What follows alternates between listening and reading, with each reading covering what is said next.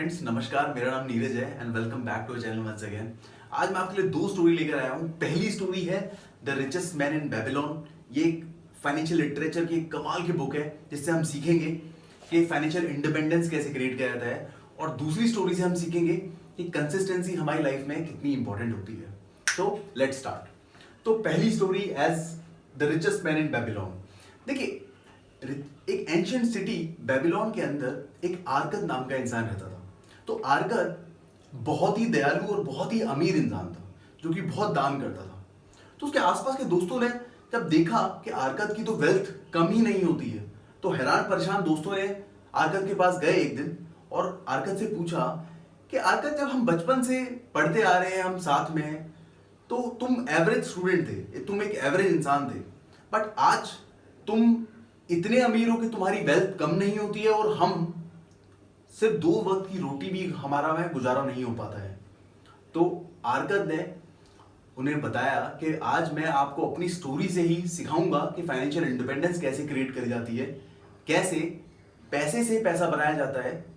तो let's start. तो आर्कद ने बताया कि मैं यंग एज में ही 18 से 20 साल की उम्र में ही मैं समझ चुका था कि पैसा पावर देता है, ताकत देता है, तो पैसा होना बहुत जरूरी है। और मैंने अपना बिजनेस स्टार्ट किया और मैंने मिट्टी के टैबलेट्स पे लिखना शुरू कर दिया। तो मैं जब ये काम कर रहा था तो मैं बहुत मेहनत से काम करता था, बहुत ज्यादा मेहनत करता था, बट रिजल्ट्स नहीं आ रहे थे। तो एक दिन अल्तमिश नाम का एक बिजनेसमैन, एक मनी लेंडर मेरे पास आया और उन्होंने बोला कि मिट्टी के टैबलेट्स पे 9th लॉ लिखने का काम मुझे दिया उन्होंने। तो 2 दिन के अंदर ये काम कंप्लीट करना था। तो अल्तमिश जब 2 दिन के बाद अपना सामान लेने आए तो आर्कद ने उन्हें बोला कि मेरा काम, आपका काम कंप्लीट नहीं हो पाया है। तो अल्तमिश बहुत गुस्सा हुए, बट आर्कद ने फिर भी हिम्मत करके उनसे पूछा कि अल्तमिश, क्या आप मुझे अपनी सक्सेस के सीक्रेट बताएंगे, क्योंकि आप बहुत अमीर इंसान हैं। आपके सीक्रेट्स जान के मैं भी उन रास्तों पे चल के मैं भी एक बड़ा इंसान, अमीर इंसान बनना चाहता हूं। तो अल्तमिश को उसकी करेज, उसकी ऑनेस्टी पसंद आई और अल्तमिश ने कहा कि ठीक है, मगर पहले तुम मेरा काम कंप्लीट करके दो। तो अल्तमिश जब अगले दिन आए तो आर्कद ने उनका सामान को वापस दिया और रिक्वेस्ट किया अल्तमिश को कि प्लीज मुझे अपनी सक्सेस प्रिंसिपल बताएं।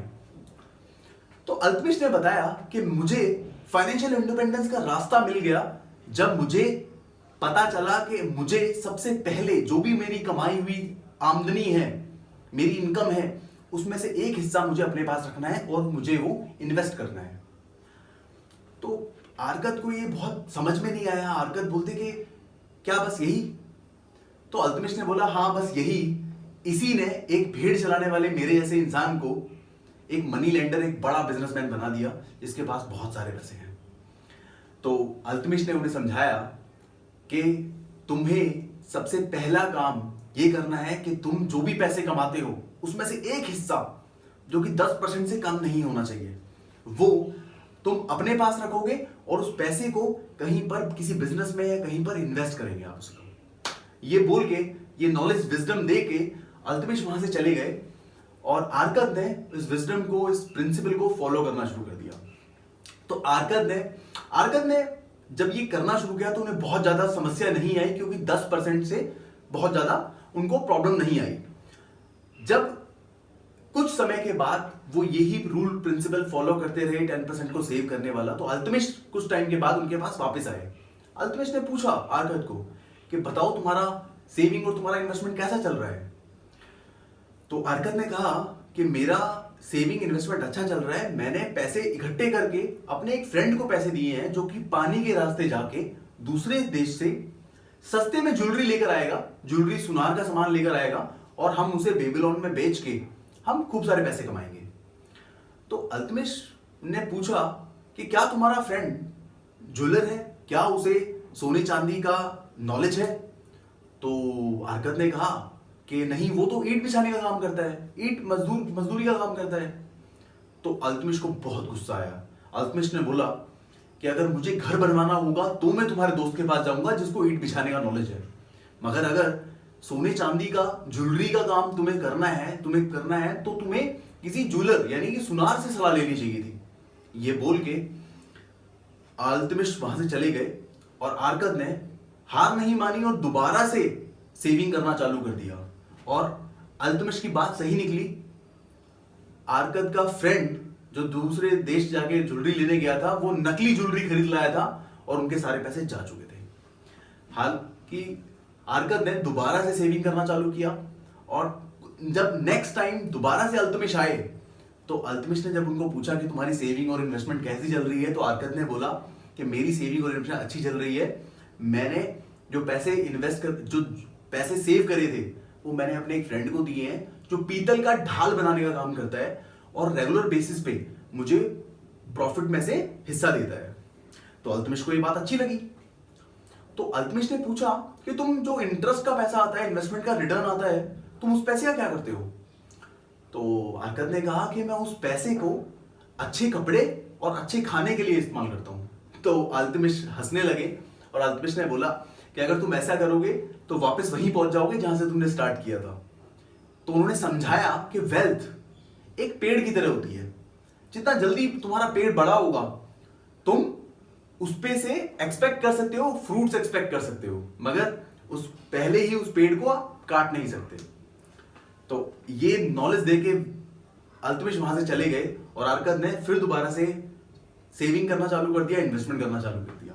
तो तीसरी बात, जब अल्तमिश वापस आए तो अल्तमिश ने पूछा कि तुम्हारी इन्वेस्टमेंट सेविंग कैसी चल रही है? तो आरकत ने जवाब दिया कि मैं आपकी मदद से सेविंग करना सीख चुका हूं, पैसे से पैसा बनाना सीख चुका हूं। अभी मेरी सेविंग पैसे बना रही है और मेरी सेविंग से जो पैसा इन्वेस्ट करता हूं, उस इन्वेस्टमेंट से जो पैसा आता है वो भी मैं रीइन्वेस्ट कर देता हूं और उनसे भी पैसा आता है मुझे। ये सुन के अल्तमिश को बहुत अच्छा लगा और अल्तमिश ने आरकत को अपना बिजनेस पार्टनर बना लिया। तो देखिए, ये स्टोरी नंबर 1 है, जिससे मैं चाहता हूं कि आप please pause the video and think कि इस वीडियो से आपको क्या लर्निंग मिलती है।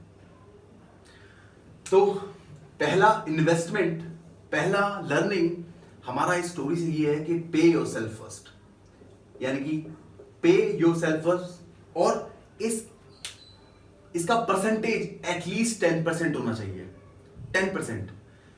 दूसरी लर्निंग हमें इस पूरी स्टोरी से ये मिलती है कि जब हमें कोई बिजनेस करना हो, कहीं इन्वेस्ट करना हो, तो प्लीज हमें अपने परिवार वालों से, अपने यारों दोस्तों से सलाह नहीं लेनी चाहिए। रेदर हमें प्रोफेशनल और एक्सपर्ट्स की सलाह लेनी चाहिए, यानी कि हमें एडवाइस, सलाह जो लेनी चाहिए वो समझदार लोगों से लेनी चाहिए, प्रोफेशनल लोगों से लेनी चाहिए। अभी देखिए, इसका एक काउंटर इंट्यूटिव भी है। बहुत सारे लोग ये सोच रहे होंगे कि सिर्फ 10% इन्वेस्ट करने से, सेव करने से कैसे कोई सबसे रिचेस्ट मैन बन सकता है बेबीलोन का, या फिर आज के टाइम पे बहुत अमीर इंसान बन सकता है। तो उनके लिए मेरे पास स्टोरी नंबर 2। अभी हम ये समझेंगे कि इन्वेस्टमेंट किस तरह काम करती है। देखिए, एक बार एक स्टूडेंट होता है जो कि मार्शल आर्ट का स्टूडेंट होता है और वो अपने गुरुजी के पास जाता है।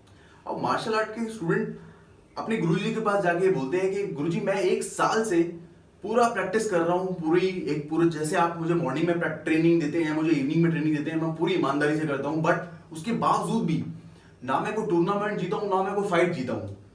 तो मुझे लगता है कि this is not for me, मैं शायद ये मेरे लिए बना ही नहीं है, तो मुझे ये छोड़ देना चाहिए। तो गुरुजी ने एक बहुत ही कमाल की स्टोरी उनको बताई। चाइना के अंदर एक बैम्बू ट्री होता है जो कि चाइना के अंदर बहुत ही ज्यादा फेमस है। उस बैम्बू ट्री की हाइट स्टार्टिंग के 4 साल तक सिर्फ 4 फीट से नहीं कम होती है, 4 फीट के भी कम होती है। बट लास्ट के जो 6 वीक्स होते हैं उनमें उनकी हाइट, उस बैम्बू ट्री की हाइट 90 फीट टॉल हो जाती है। 90 फीट, आपने सही सुना, 90 फीट। तो गुरुजी ने अपने स्टूडेंट को पूछा, तो बेटा तुम बताओ कि तुम्हें क्या लगता है जो उसकी हाइट बढ़ी है वो कितने टाइम ड्यूरेशन में बढ़ी है? तो स्टूडेंट ने फट से जवाब दिया कि सिर्फ 6 वीक में उसकी हाइट बढ़ती है, 90 फीट का हो जाता है वो। तो गुरुजी ने बोला कि बेटा तुमने भी वही देखा जो तुम्हें दिखा।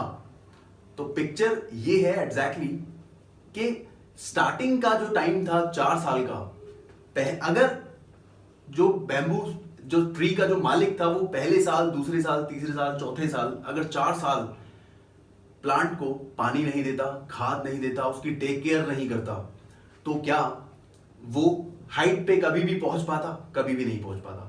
तो उसी तरीके से हम लोगों के इन्वेस्टमेंट भी काम करते हैं। हमारे इन्वेस्टमेंट भी रातों रात तरक्की नहीं करते, कोई मिरेकल नहीं होता। इन्वेस्टमेंट्स को भी टाइम चाहिए होता है। तो थर्ड लर्निंग हमारी क्या है? कंसिस्टेंसी। कंसिस्टेंसी यानी कि बेशक आप 10% इन्वेस्ट कर लीजिए, बेशक आप अच्छे से एडवाइस ले लीजिए, मगर आपको थोड़ा पेशेंस भी रखना पड़ेगा। आपको थोड़ा पेशेंस रखना पड़ेगा। तो I hope you like the video. आपको वीडियो अच्छा लगा होगा। दोनों लर्निंग्स, दोनों वीडियो से आपको जो भी लर्निंग मिली है, I request you to comment on the video. And अगर आपको वीडियो अच्छा लगा तो please subscribe the channel. And अगर आप अपने दोस्तों के साथ, अपने फैमिली मेंबर्स के साथ भी शेयर कर सकते हैं। Thank you so much. Thank you.